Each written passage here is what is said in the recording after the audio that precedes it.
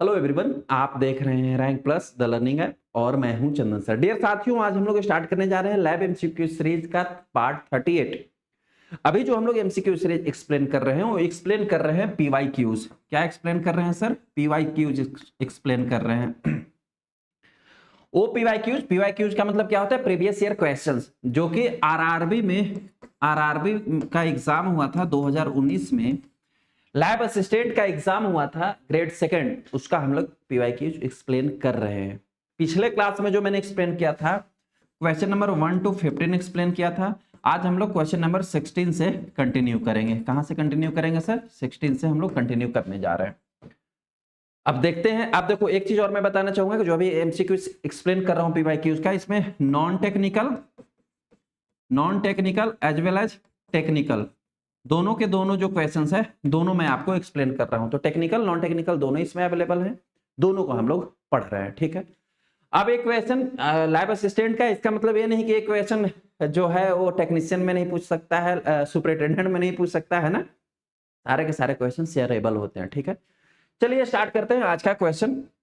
Question number 16 हम देखते हैं। क्वेश्चन नंबर 16 क्या है सर? क्वेश्चन नंबर 16 है what is the ratio of anticoagulant to blood for coagulation study.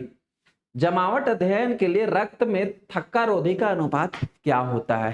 Question ये कहता है कि कोई भी एंटीकोगुलेंट का क्या रेशियो है यदि आपको कोगुलेशन स्टडी करना है। थोड़ा सा हम लोग बात करते हैं कोगुलेशन स्टडी पे। किस चीज पे सर? कोगुलेशन स्टडी पे। सर कोगुलेशन स्टडी का मतलब क्या होता है? जब हमारे बॉडी में क्लॉटिंग बनना होता है, क्लॉटिंग मैकेनिज्म के बनने की स्टडी को हम क्लॉटिंग स्टडी, कोगुलेशन स्टडी या क्लॉटिंग स्टडी कहते हैं। इसके लिए मुख्य रूप से हम दो टेस्ट करते हैं, PT as well as APTT. ऐसे हम इसके लिए और भी टेस्ट करते हैं, जैसे पीटी भी हम लोग करते हैं, सीटी भी हम लोग करते हैं, एफडीपी भी हम लोग करते हैं, fibrin degradation product, platelet function test, ये सब भी होता है। लेकिन मुख्य रूप से कोगुलेशन स्टडी में दो टेस्ट आते हैं, पीटी और APTT, prothrombin time and as well as activated partial thromboplastin time. इसका क्या होता है फुल फॉर्म?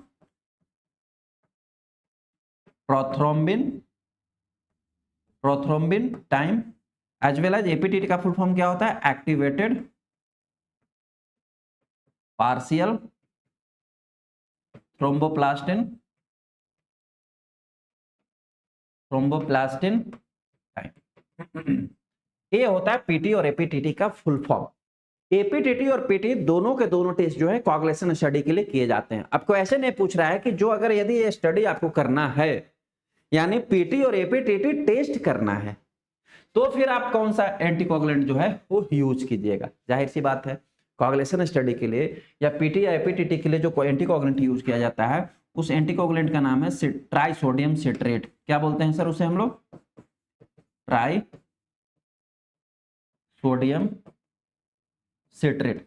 अब ट्राइसोडियम सिट्रेट जो है, अगर हम लेबोरेटरी में बात करें तो दो प्रकार के वायल में जो है वो पाया जाता है सर। कितने वायल में? दो प्रकार के वायल्स में यूज किया जाता है। सबसे फर्स्ट वन जो वायल यूज किया जाता है, इसका जो कलर होता है टॉप का, वो होता है सर ब्लैक कलर। कैसा होता है सर? ब्लैक कलर का होता है।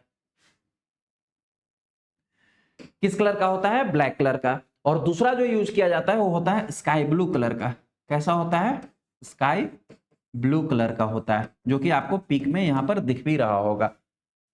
अब ये ब्लैक वाले में भी ट्राइसोडियम सिट्रेट ही है और इसमें भी ट्राइसोडियम सिट्रेट ही है। दोनों के दोनों में जो एंटीकोगुलेंट है वो कौन सा है सर? Trisodium citrate. अब यहां क्वेश्चन ही बनता है कि फिर दो वाइल में क्यों यूज हुआ? क्योंकि दोनों में अलग अलग प्रोपोर्शन में है ट्राइसोडियम सिट्रेट, क्योंकि दोनों में अलग अलग परसेंटेज में है ट्राइसोडियम सिट्रेट, और दोनों का अलग अलग यूज भी है ट्राइसोडियम सिट्रेट का। जो ब्लैक वाला टॉप वाइल्स दिख रहा है ये यूज होता है ईएसआर टेस्ट के लिए।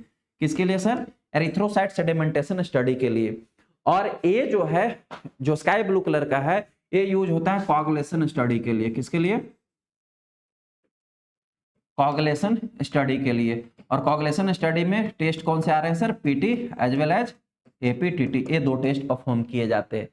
यानी इस वाले वाइल से पीटी और एपीटीटी परफॉर्म किया जाता है, इस वाले से ईएसआर परफॉर्म किया जाता है। इसमें जो एंटीकोगुलेंट होता है इसका जो रेशियो होता है वो होता है 1:4 रेशियो, और इसमें जो एंटीकोगुलेंट यूज होता है इसका रेशियो होता है 1:9 रेशियो। 1:4 और 1:9 का क्या मतलब है सर? 1 पार्ट होगा एंटीकोगुलेंट एंड 4 पार्ट होगा ब्लड। 1 पार्ट होगा एंटीकोगुलेंट एंड 9 पार्ट होगा ब्लड। ऑलराइट, जो 1:4 रेशियो यूज किया जाता है वो ईएसआर टेस्ट के लिए यूज किया जाता है, और इसमें जो ट्राइसोडियम सिट्रेट की कॉन्सेंट्रेशन होगी वो होगी 3.8%। कितना होगा सर? 3.8%। और 1:9 रेशियो जो यूज किया जाता है एंटीकोगुलेंट का, वो यूज किया जाता है for the coagulation study, that means के फॉर द पीटी और एपीटीटी टेस्ट के लिए। और इसमें जो ट्राइसोडियम सिट्रेट का कॉन्सेंट्रेशन होगा वो होगा 3.2%। क्लियर हुआ? अब क्वेश्चन क्या पूछ रहा था सर? क्वेश्चन ये पूछ रहा था कि जो कोगुलेशन स्टडी यानी पीटी और एपीटीटी के लिए जो ट्राइसोडियम सिट्रेट यूज कर रहे हो, जो एंटीकोगुलेंट यूज कर रहे हो, उसका रेशियो कितना होगा, यानी वो किस प्रोपोर्शन में यूज होगा ट्राइसोडियम सिट्रेट के लिए, सॉरी कोगुलेशन स्टडी के लिए कितना रेशियो में यूज करते हैं? 1:9 रेशियो में यूज करते हैं। तो यहाँ पर ऑप्शन देख लेते हैं। 1:10 रेशियो, ये तो रॉन्ग है। 1:06, ये भी रॉन्ग है। 1:09, ये करेक्ट है।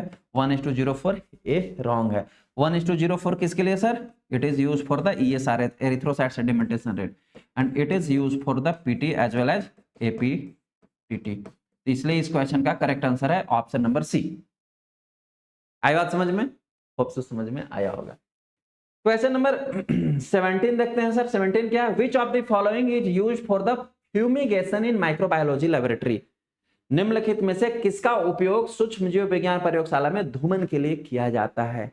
यानी कि यहां पर कुछ जो है वो केमिकल्स के नाम दिए गए हैं। किस चीज के नाम दिए गए हैं सर? केमिकल्स के नाम दिए गए हैं, ठीक है। इनमें से कौन सा केमिकल जो है हम माइक्रोबायोलॉजी लेबोरेटरी में फ्यूमिगेशन के लिए यूज करते हैं? अब ये फ्यूमिगेशन यूज ही क्यों किया जाता है? सवाल आता है ना कि सर फ्यूमिगेशन यूज ही क्यों किया जाता है? फ्यूमिगेशन का मतलब क्या होता है? एक क्वेश्चन है, what is fumigation?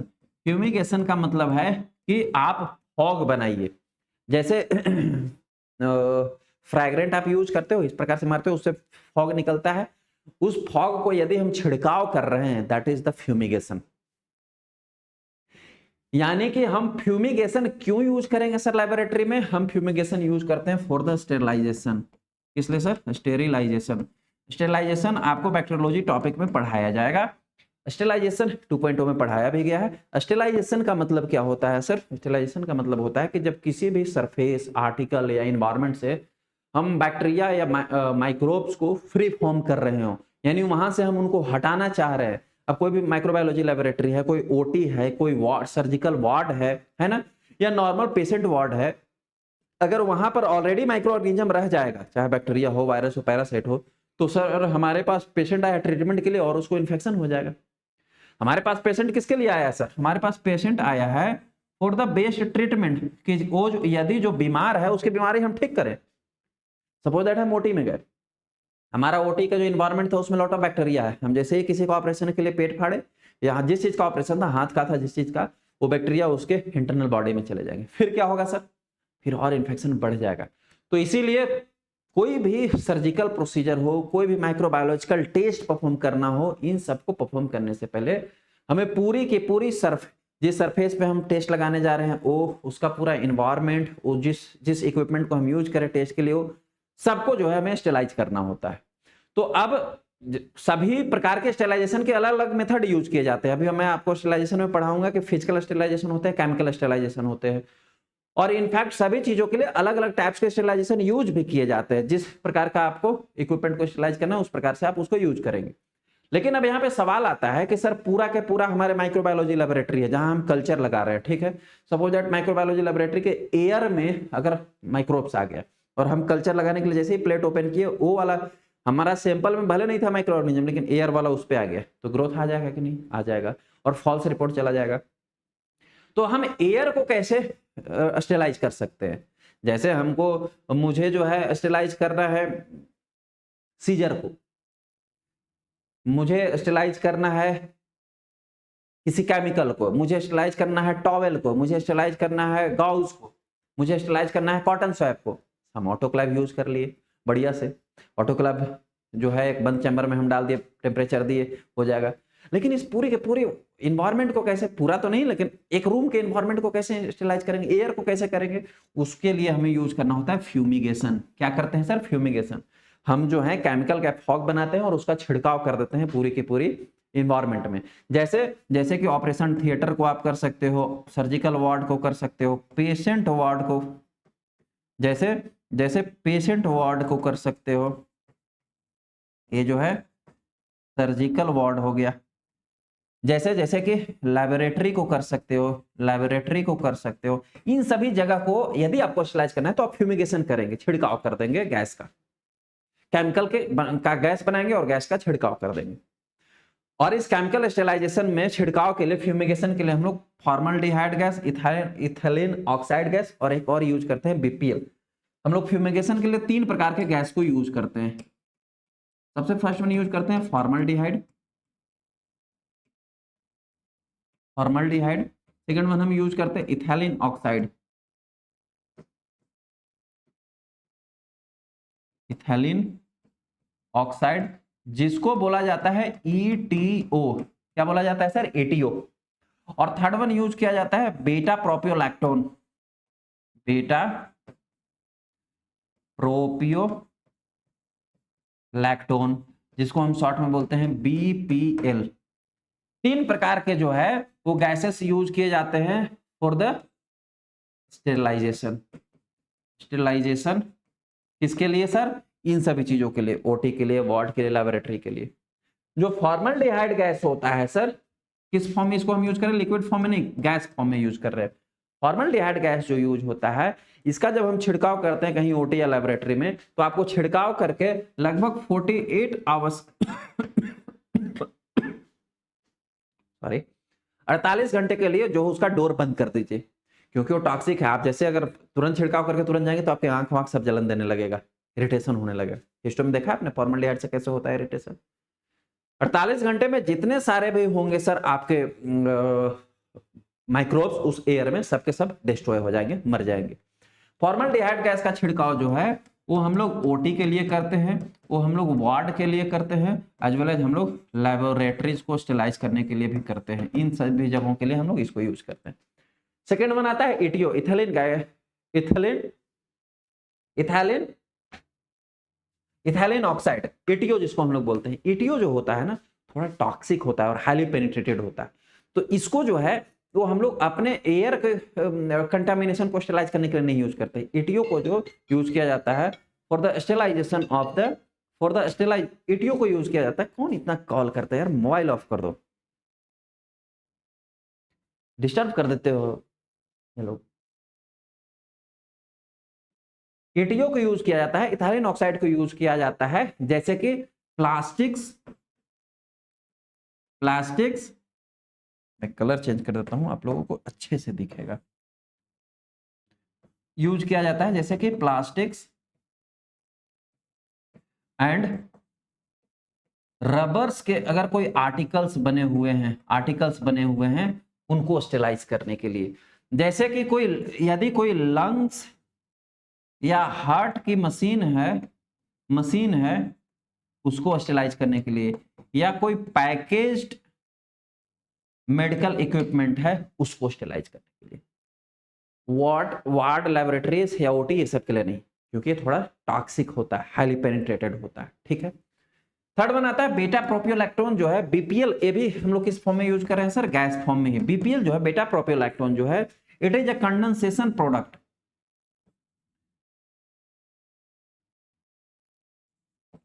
It is a condensation product. किसका कंडेंसेशन करके बनाया जाता है? It is a condensation product of the formaldehyde plus ketone. Formaldehyde और कीटोन इन्हीं दोनों को कंडेंस करके जो है बनाया जाता है BPL, बीटा प्रोपियोलैक्टोन।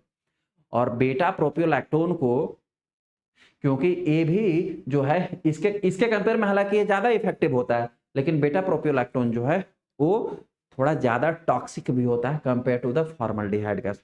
तो इसीलिए बीटा प्रोपियोलैक्टोन को भी जो है वो आपको ओटी को या वार्ड को स्टेलाइज करने के लिए नहीं यूज किया जाता है। बीटा प्रोपियोलैक्टोन को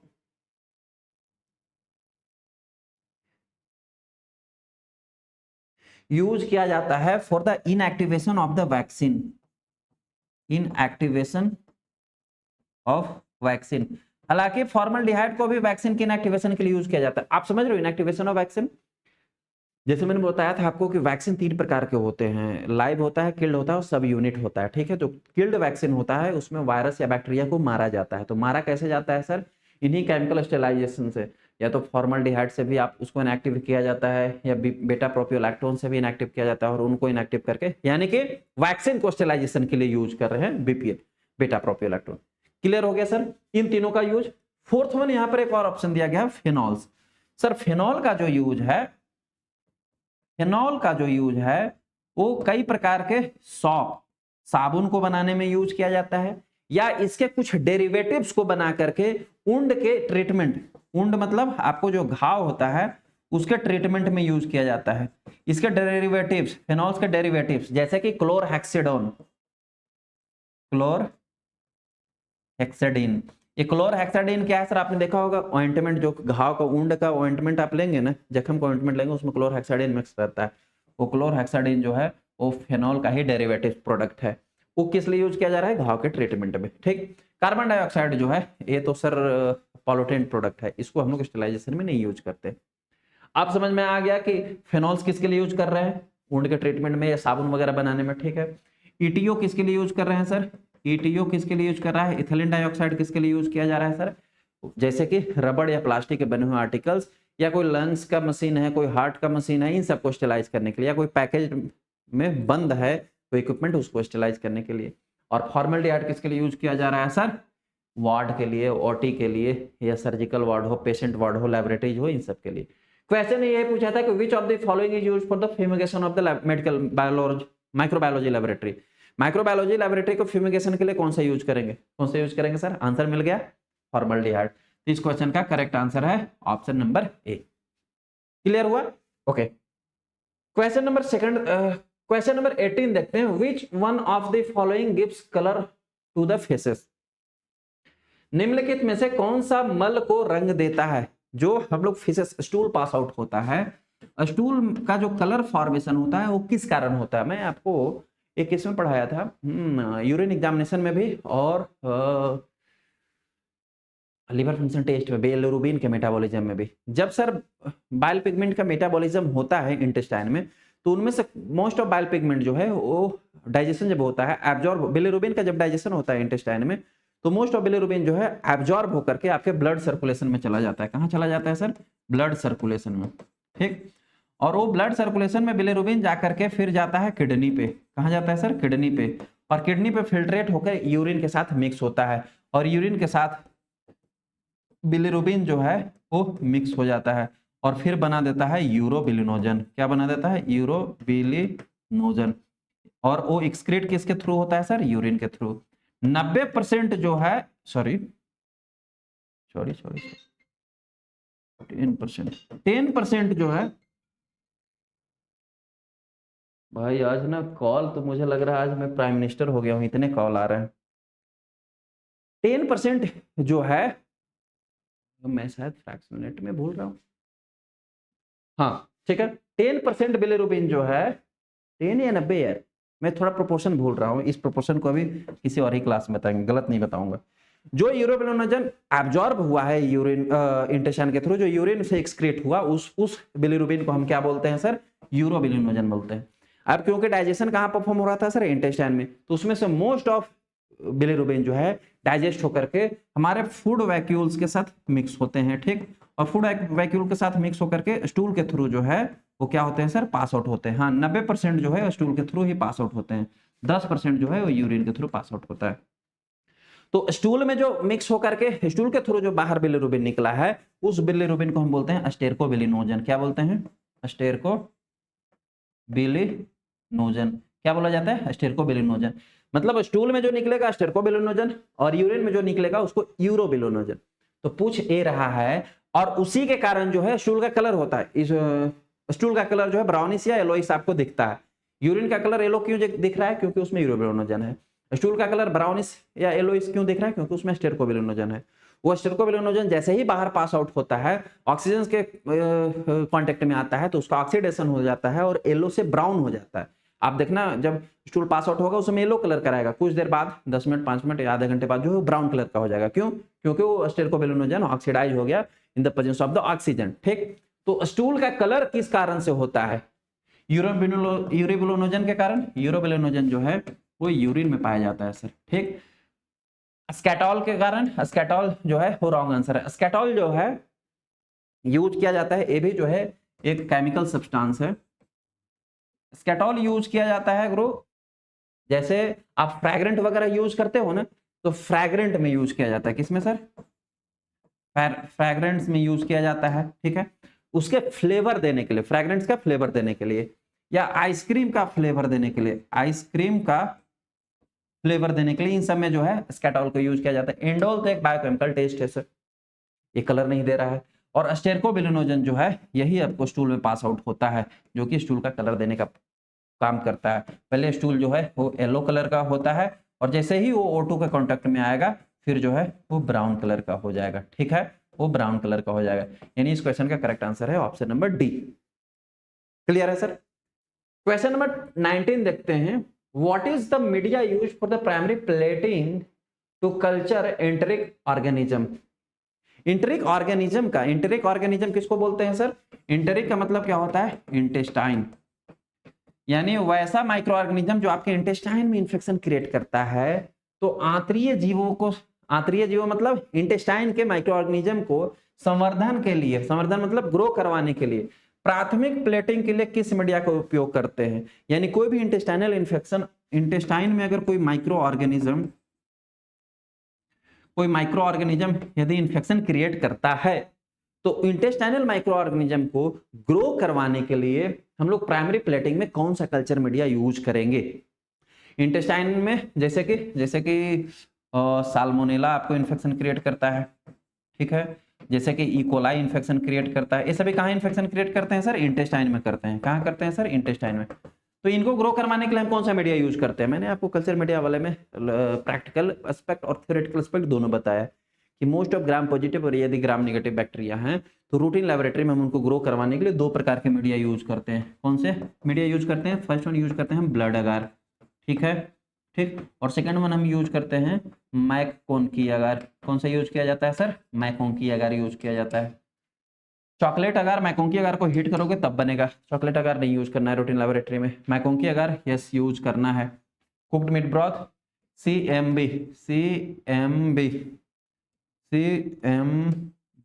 ये जो है लगभग लिक्विड मीडिया है जो एनारोबिक बैक्टीरिया के लिए मोस्ट ऑफ यूज किया जाता है स्टूल कल्चर वगैरह में। ठीक है, लॉवेन स्टेनजेंसन मीडिया जिसको हम LJ मीडिया कहते हैं, LJ मीडिया कहते हैं, और ये यूज होता है MTB बैक्टीरिया, माइकोबैक्टीरियम ट्यूबरकुलोसिस की ग्रोथ के लिए। यानी ये भी एंटेरिक बैक्टीरिया को ग्रोथ करवाने के लिए नहीं यूज कर रहे हैं। एंटेरिक बैक्टीरिया को ग्रोथ करवाने के लिए ब्लड अगार या मैकोंकी अगार दोनों में से कुछ भी यूज कर सकते हो। यहाँ पर मैकोंकी अगार का ऑप्शन है, इसलिए इस क्वेश्चन का करेक्ट आंसर है ऑप्शन नंबर बी। क्लियर है?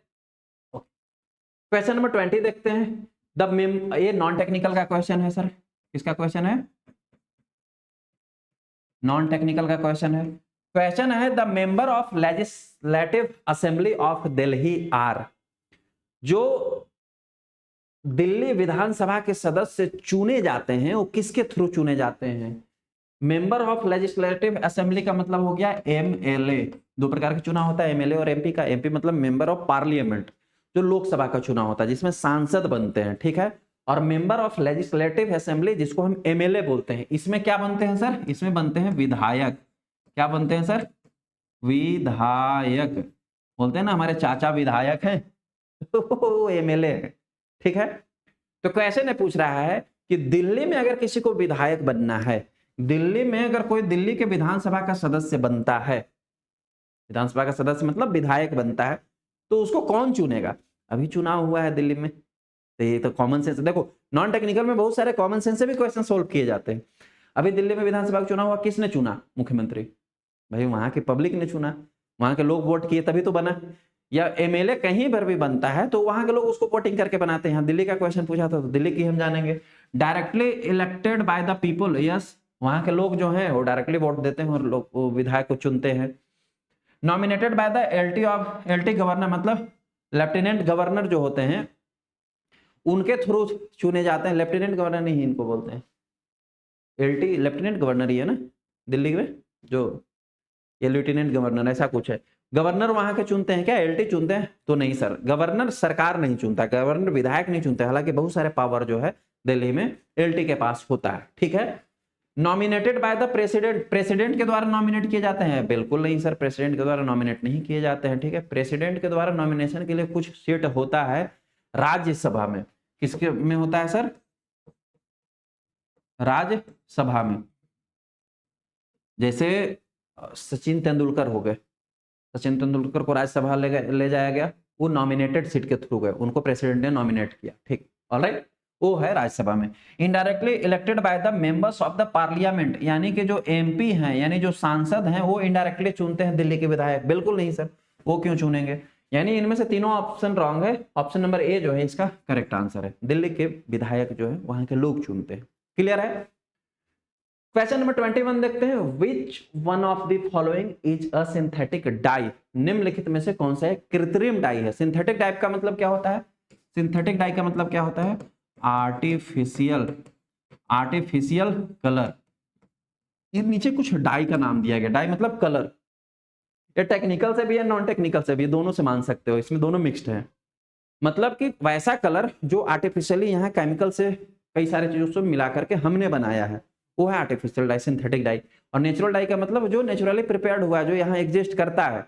एग्जांपल से समझते हैं, जैसे सबसे फर्स्ट में हेमाटॉक्सिलिन, हेमाटॉक्सिलिन HNDS10, उसमें हम लोग हेमाटॉक्सिलिन यूज करते हैं ना।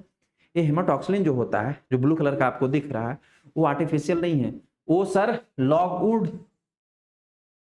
लॉगवुड के पेड़ होते हैं, लॉगवुड ट्री होता है, ठीक है। उस लॉगवुड ट्री के ब्लिस्टर्स से जो है वो हेमाटॉक्सिलिन प्रिपेयर किया जाता है। यानी हेमाटॉक्सिलिन ऑलरेडी अवेलेबल है नेचर में, उसको हम फिल्टर आउट भले कर रहे हैं आर्टिफिशियली, मतलब मैन मेड के थ्रू, लेकिन ये क्या है सर? ये नेचुरल डाई है। ये कैसा है sir? It is not a synthetic die, it is a natural die. दूसरा आता है कार्मिन। कार्मिन जो है ये रेड कलर को हम लोग बोलते हैं कार्मिन। क्या बोलते हैं सर? रेड कलर को कार्मिन बोलते हैं। अब आपको थोड़ा सा समझ, थोड़ा सा आपको जान करके शॉक्ट लगेगा। क्या जान करके शॉर्ट लगेगा? कि ये जो कार्मिन है, एक इंसेक्ट होता है जिसका नाम है, ये देखो ये पिक में दिख रहा है, ये एक इंसेक्ट होता है जिसका नाम है कॉचनियल। क्या नाम है? कॉचनियल इंसेक्ट, फीमेल कॉचनियल इंसेक्ट। एक फीमेल कॉचनियल इंसेक्ट जो कि साउथ अमेरिका में पाया जाता है। कहाँ? साउथ अमेरिका में पाया जाता है। इस इंसेक्ट को जो है वो डिस्ट्रॉय किया जाता है, इसी इंसेक्ट से जो है कॉर्नियल रेड कलर प्रिपेयर्ड किया जाता है। यानी इसमें भी ये नेचुरली कलर प्रेजेंट होता है, इस नेचुरल कलर से इसको बनाया गया। अब तो भैया कलर से मेरा विश्वास उठता जा रहा है यार, ये इंसेक्ट वाले कलर हम खा रहे हैं। अब मैं ये नहीं कह रहा हूँ कि फूड कलर ही है, लेकिन ये कलर जो है ये डाई प्रिपेयर किया जाता है इस इंसेक्ट से, ठीक है। यानी ये भी नेचुरल कलर है। ये कार्मिन कलर भी जो है ये भी क्या है सर? नेचुरल है, क्योंकि उस इंसेक्ट में भगवान ने डाला, हमने थोड़ी डाला है यार, हम बस उसको कई प्रोसेस करके प्रिपेयर कर रहे हैं बस। नेक्स्ट वन आता है सैफरन कलर। सैफरन कलर तो ये सबको इजीली जानते हैं कि भाई सैफरन कलर जो है मोस्ट ऑफ फ्लावर से प्रिपेयर किया जाता है, फूल से प्रिपेयर किया जाता है। ये जो ईओसिन डाई है, ये जो फ्लावर से प्रिपेयर कर रहे हैं, मतलब क्या है? ये भी नेचुरल कलर है, ठीक है। ये जो ईओसिन डाई है ये आर्टिफिशियल है, ये सिंथेटिक कलर है, क्योंकि ये कहीं नेचुरली अकर नहीं है, ये नेचुरली नहीं प्रेजेंट होता है। इसमें हम लोग फ्लोरिसेंट पाउडर,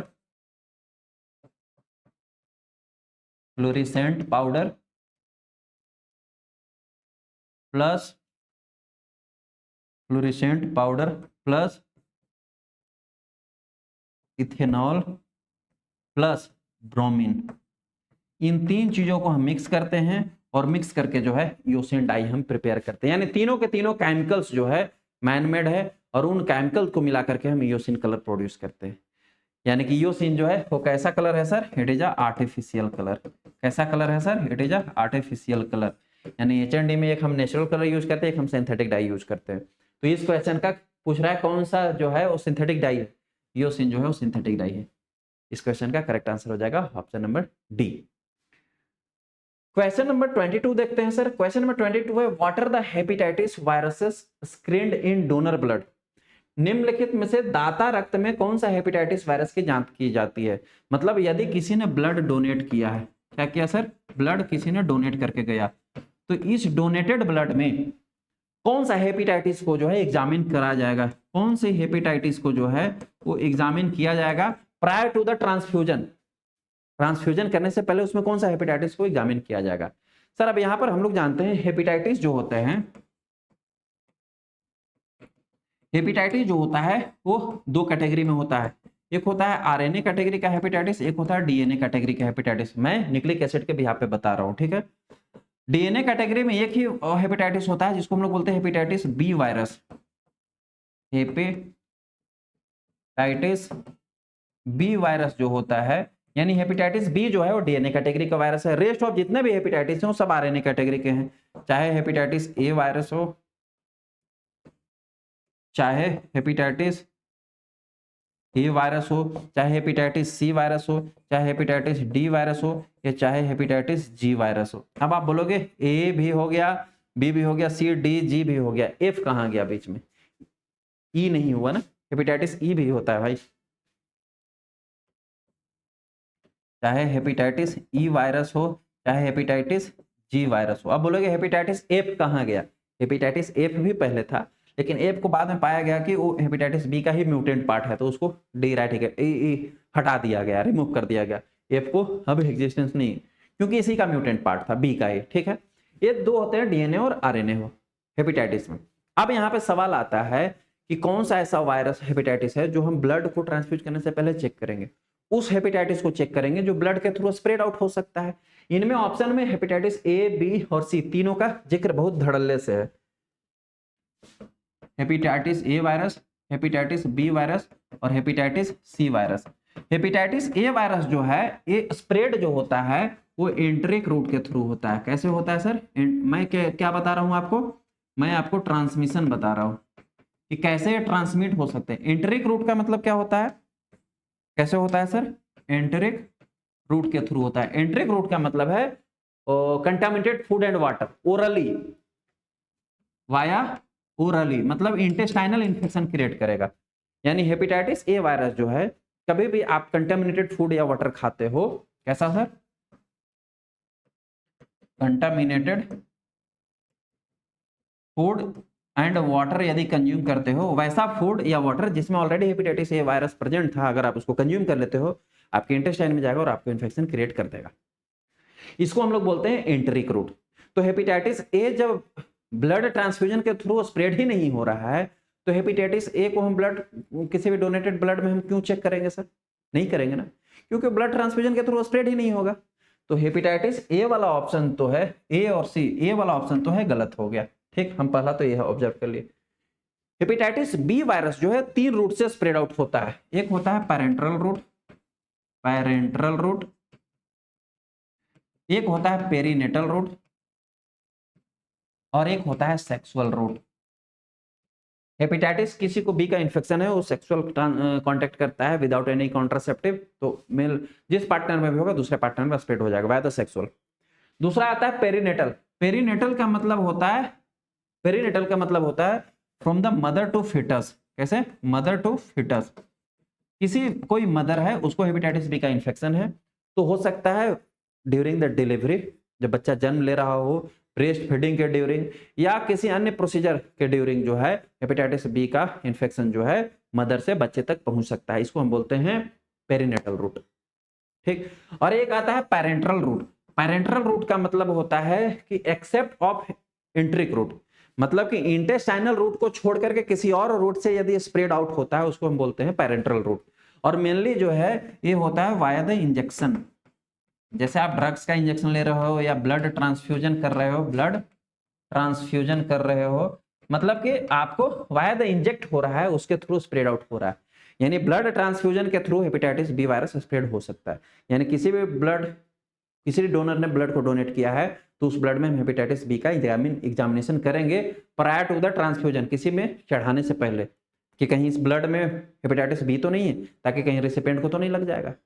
और अगेन हेपेटाइटिस सी जो है वो दो रूट से स्प्रेड आउट होता है, एक तो स्प्रेड आउट होता है पैरेंट्रल, पैरेंट्रल, और दूसरा स्प्रेड आउट होता है सेक्सुअल।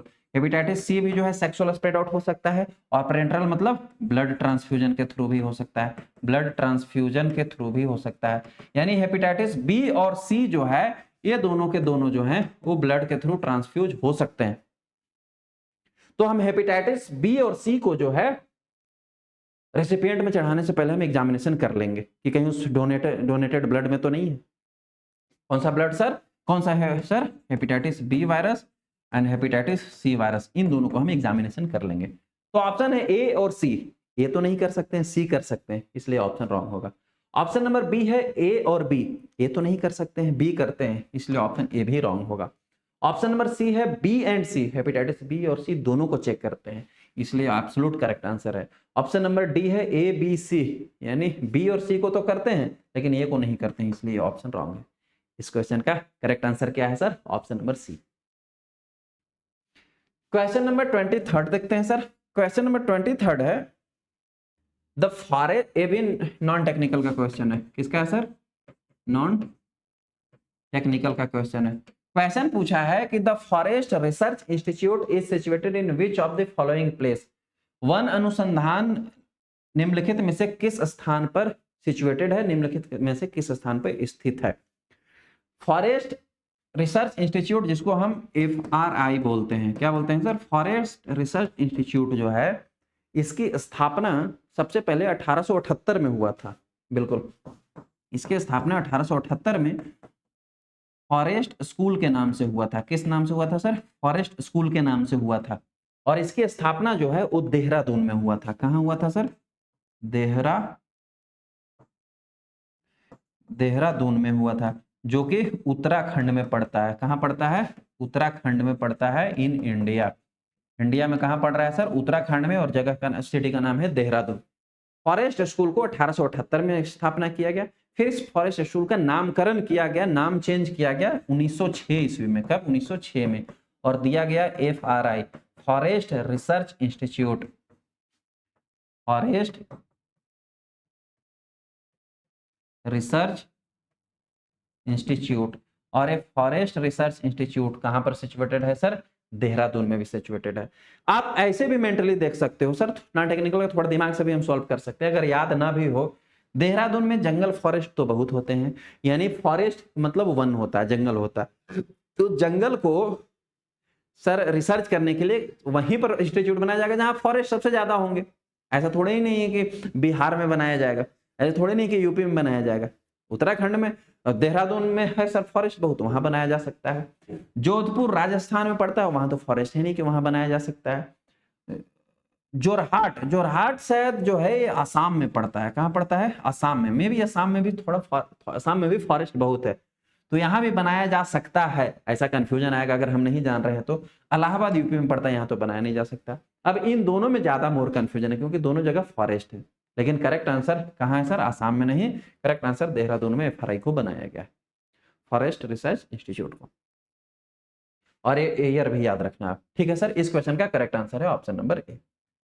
क्वेश्चन नंबर 24 को देखते हैं। What is the member that lines, sorry, what is the membrane that lines the heart? Heart के मेम्ब्रेन, हार्ट के वह कौन सी झिल्ली है जो हृदय को रेखाबद्ध करती है, यानी वह कौन सा मेम्ब्रेन है जो हार्ट को लाइंड करता है? सर हार्ट में जो है 3 प्रकार के, हार्ट में जो है एक प्रकार का मसल पाया जाता है, 3 प्रकार का नहीं, जिसको हम लोग बोलते हैं कार्डियक मसल। क्या बोलते हैं सर? कार्डियक मसल बोलते हैं, ठीक है। और इस कार्डियक मसल में ना 3 लेयर पाए जाते हैं। अगर बाहर से अंदर की ओर बोलूं तो देखो, ये वाला जो लेयर है, ये बाहर वाला लेयर, इसको हम बोलते हैं एपिकार्डियम, ठीक, या इसको हम पेरिकार्डियम भी बोलते हैं। क्या बोलते हैं सर? पेरिकार्डियम भी बोलते हैं। पेरिकार्डियम में एक्चुअल में एक फाइबर्स होता है, जो कि ये जो लेयर है, मिडिल वाला लेयर है और बीच वाला लेयर है, इन दोनों में सबसे ज्यादा लाइनिंग में पाया जाता है, ठीक है। इसीलिए इसको पेरिकार्डियम भी बोला जाता है, एपिकार्डियम को। ये है बीच वाला लेयर, इतना जो आपको दिख रहा है ना, ये है बीच वाला लेयर। बीच वाले लेयर को मायोकार्डियम कहते हैं। और जो अंदर वाला इनर लाइनिंग होता है उसको बोलते हैं एंडोकार्डियम। यानी हार्ट में जो कार्डियक मसल है उसके 3 लेयर है, epicardium, myocardium and endocardium. Epicardium को ही हम लोग मोस्ट ऑफ पेरिकार्डियम के नाम से भी जाने जाते हैं। तो इसमें जो लाइनिंग है सर, जो इसमें लाइनिंग है फाइब्रस की, वो किसकी है सर? पेरिकार्डियम की लाइनिंग है। ऑलराइट सर, याद रखेंगे किसकी लाइनिंग है? पेरिकार्डियम की। ऑप्शन दिया गया है प्लूरा। प्लूरा तो सर प्लूरल फ्लूइड को बोलते हैं, ठीक है। फ्लोरा, एक फ्लोरा भी आप कभी सुना होगा अपने नाम, क्या? फ्लोरा, फ्लोरा का मतलब होता है ऑर्गेनिजम्स, जैसे नॉर्मल फ्लोरा आपने सुना है, नॉर्मल फ्लोरा, नॉर्मल फ्लोरा का मतलब है वैसे ऑर्गेनिजम्स जो नॉर्मली प्रेजेंट होते हैं, ठीक है। प्लूरा का मतलब प्लूरल फ्लूइड, प्लूरल फ्लूइड जो है वो लंग्स के चारों ओर पाया जाता है और उसमें जो लाइनिंग पाया जाता है लंग्स के चारों ओर उसको हम लोग बोलते हैं प्लूरा। पायामीटर जो है वो ब्रेन की कवरिंग में पाई जाती है, ठीक है। पेरिटोनियम जो है वो हमारे एब्डोमिनल कैविटी में पाई जाती है, कहाँ सर, एब्डोमिनल कैविटी में पाई जाती है। प्लूरा कहाँ मैंने बोला, लंग्स की लाइनिंग में पाई जाती है। और पेरिकार्डियम कहाँ पाई जाती है sir, it is found in the heart lining, इसमें सर हार्ट की लाइनिंग में पाई जाती है। तो इस क्वेश्चन का करेक्ट आंसर हो गया option number D. Question number 25 देखते हैं। क्वेश्चन नंबर 25 है that is the how does the RBC appears in the thalassemia. Thalassemia के कंडीशन में आरबीसी कैसा प्रतीत होता है या कैसा दिखता है या कैसा प्रकट होता है। सपोज दैट किसी पेशेंट को थैलेसीमिया है तो आरबीसी कैसा दिखेगा। सपोज दैट किसी को थैलेसीमिया है तो आरबीसी कैसा दिखेगा। थैलेसीमिया का मतलब क्या होता है सर, ये जो वर्ड दिया गया है थैलासीमिया, थैला फॉर अ रीजन ऐसा है क्या, थैला फॉर अ रीजन का यार बहुत खराब हालात है आईपीएल में, है ना। आईपीएल की बात जैसे ही आएगी ना हमारे सारे स्टूडेंट जो है कान खड़े कर लेते हैं। आईपीएल एक हमारे यहाँ का ना बहुत बड़ा, क्या बोलते हैं, क्रेजी मैच है। 2-2.5 महीने पूरा चलता है ना और सब आपस में, मैं चेन्नई का सपोर्टर, मैं बैंगलोर का, मैं गुजरात का मैं मुंबई का, पूरा लड़ाई होता है ना आप लोगों में। शाम को 6 बजे से लेके रात को 11-12 बजे तक, जब तक मैच फिनिश नहीं हो जाए लोगों की धड़कनें चालू रहती है। चलिए ठीक है, थैलेसीमिया क्या होता है सर। थैलेसीमिया जो है ना एक जेनेटिक डिसऑर्डर है। क्या है sir, it is a genetic disorder. Genetic disorder का मतलब है कि ये जो है अनुवांशिक, माता पिता से बच्चे में, बच्चे से फिर उनके बच्चे में, ऐसे ट्रांसफर होते रहता है। ये जीन्स की कमी से होता है। किसकी कमी से होता है, जीन्स की कमी से होता है। एक्चुअल में हमारी बॉडी में एक सब्सटेंस प्रेजेंट होता है जिसको हम बोलते हैं हीमोग्लोबिन। क्या बोलते हैं सर, हीमोग्लोबिन, जिसको हम शॉर्ट में कैपिटल एच और स्मॉल बी से डिनोट करते हैं। ये हीमोग्लोबिन जो है ऑक्सीजन कैरिंग कैपेसिटी इसकी होती है, हमारे बॉडी में ऑक्सीजन सप्लाई करने का काम करता है, ठीक। तो ये हीमोग्लोबिन को बनाने के लिए ना 2 प्रकार के अमीनो एसिड चेन्स की जरूरत पड़ता है। एक होता है अल्फा चेन्स और एक होता है बीटा चेन। ये क्या है सर, चेन्स है। किस चीज के चेन है, अमीनो एसिड चेन है। हालांकि हीमोग्लोबिन डिटेल में पढ़ाया हूँ, 3.0 में पढ़ाऊंगा। हीमोग्लोबिन कई टाइप के होते हैं और सबके लिए अलग अलग चेन्स होते हैं। किसी में अल्फा बीटा की जरूरत है, किसी में गामा की जरूरत है, किसी में डेल्टा की जरूरत है, किसी में एप्सिलॉन की जरूरत है ना, अलग अलग हैं। लेकिन मुख्य रूप से अल्फा बीटा मान के चलो, 2 सबसे मेन है जो अल्फा चेन्स और बीटा चेन्स के रिक्वायरमेंट होती है। यह अमीनो एसिड चेन है और इन अमीनो एसिड चेन को बनाने के लिए किस चीज की रिक्वायरमेंट होती है सर, जीन्स की रिक्वायरमेंट होती है, जीन की रिक्वायरमेंट होती है जो डीएनए में प्रेजेंट होता है। यदि किसी के माता पिता में वैसे जीन की डिफिशियंसी है जो अल्फा या बीटा अमीनो एसिड चेन बना सकता है तो उस इंडिविजुअल में अल्फा या बीटा चेन बनेंगे ही नहीं अमीनो एसिड के। और यदि वो अल्फा या बीटा चेन नहीं बनेंगे अमीनो एसिड के तो फिर उस इंडिविजुअल में हीमोग्लोबिन नहीं बनेगा, या कम बनेगा या एबनॉर्मल बनेगा, ठीक है, या एबनॉर्मल बनेगा। अब इस कंडीशन में जब हीमोग्लोबिन कम है या बहुत लो है या न है या एबनॉर्मल है तो क्या नॉर्मली आपका बॉडी फंक्शन कर पाएगा, नहीं कर पाएगा। इस प्रकार से आपकी बॉडी में एनीमिया क्रिएट हो जाएगा और इसी कंडीशन को हम बोलते हैं थैलेसीमिया। इसी कंडीशन को बोला जाता है थैलेसीमिया। अब इसीलिए थैलेसीमिया 2 प्रकार के, अल्फा थैलेसीमिया और बीटा थैलेसीमिया होता है। जिस अमीनो एसिड चेन की कमी हुई वो थैलेसीमिया क्रिएट हो जाएगा। Got it sir. अब सपोज दैट किसी पेशेंट को थैलेसीमिया हो गया। थैलेसीमिया हो गया का मतलब हम क्या समझ रहे हैं सर, उसमें हीमोग्लोबिन या तो एबनॉर्मल हो गया या फ्यू ऑफ अमाउंट हीमोग्लोबिन की प्रेजेंट है। हीमोग्लोबिन नॉर्मली बन ही नहीं पा रहा। तो हीमोग्लोबिन जो है वो रेड ब्लड सेल के सिंथेसिस के लिए रिस्पॉन्सिबल है। हीमोग्लोबिन हमने बड़ा बताया था एरिथ्रोपोइसिस में कि हीमोग्लोबिन बनना स्टार्ट होता है। जब तक हीमोग्लोबिन नहीं मिलेगा रेड ब्लड सेल नहीं बन पाएगा। तो अब इस कंडीशन में रेड ब्लड सेल भी बढ़िया से नहीं बन पाएगा। अगर बढ़िया से नहीं बन पाएगा, प्रॉपर अमाउंट में नहीं बनेगा तो रेड ब्लड सेल क्या हो जाएगा सर, रेड ब्लड सेल जो है वो माइक्रोसिटिक हो जाएगा। क्या हो जाएगा सर, माइक्रोसिटिक हो जाएगा, यानी रेड ब्लड सेल स्मॉल हो जाएगा। जब उसका मैच्योरेशन नहीं हुआ है तो प्रॉपर साइज ले पाएगा, नहीं ले पाएगा, छोटा रह जाएगा। और हीमोग्लोबिन है ही नहीं तो इसके कारण सेल साइज तो छोटा हो ही गया रेड ब्लड सेल का। रेड ब्लड सेल का कलर भी फेड हो जाएगा क्योंकि हीमोग्लोबिन से उसका अच्छा कलर था, तो कलर भी क्या हो जाएगा, फेड हो जाएगा। यानी रेड ब्लड सेल जो है हाइपोक्रोमिक भी हो जाएगा। क्या हो जाएगा सर, हाइपोक्रोमिक भी हो जाएगा। देखो लॉजिकल है, हीमोग्लोबिन नहीं बना तो सेल साइज भी छोटा हो गया रेड ब्लड सेल की, और रेड ब्लड सेल का कलर भी फेड आउट हो गया। इस प्रकार से कुछ कलर आपको दिखने लगेगा रेड ब्लड सेल का। माइक्रोसिटिक से साइज भी छोटा एज वेल एज हाइपोक्रोमिक यानी कलर भी फेड। यानी किसी भी थैलेसीमिया कंडीशन में रेड ब्लड सेल कैसा होगा sir? Microcytic hypochromic. Red blood cell छोटा हो जाएगा और कलर भी फेड हो जाएगा। Microcytic hypochromic, option number A जो है वो करेक्ट है। माइक्रोसिटिक नॉर्मोक्रोमिक यानी सेल साइज बड़ा हो जाएगा और कलर नॉर्मल रहेगा, ये रॉन्ग है सर। नॉर्मोसिटिक नॉर्मोक्रोनिक यानी कलर और सेल साइज दोनों सही रहे, जब हीमोग्लोबिन नहीं सही है तो कहां से सही रहेगा? रॉन्ग है। माइक्रोसिटिक नॉर्मोक्रोमिक सेल साइज छोटा हो जाए और कलर नॉर्मल रहे, ऐसा कैसे पॉसिबल है? यानी इस क्वेश्चन का करेक्ट आंसर है ऑप्शन नंबर ए। क्वेश्चन नंबर 25 हो गया। अच्छा 25 तक ही था, ये था आज के एमसीक्यू सीरीज। जो क्वेश्चन नंबर 25 तक हमने देखा RRB lab assistant grade second जो 2019 में क्वेश्चन पूछे गए थे उनके। नेक्स्ट एमसीक्यू सीरीज में मैं 26 क्वेश्चन से आगे कंटिन्यू करूंगा। होप सो आपने इस क्वेश्चन सीरीज को एंजॉय किया होगा। मिलते हैं हम लोग नए क्लास में नए टॉपिक के साथ। Thank you so much.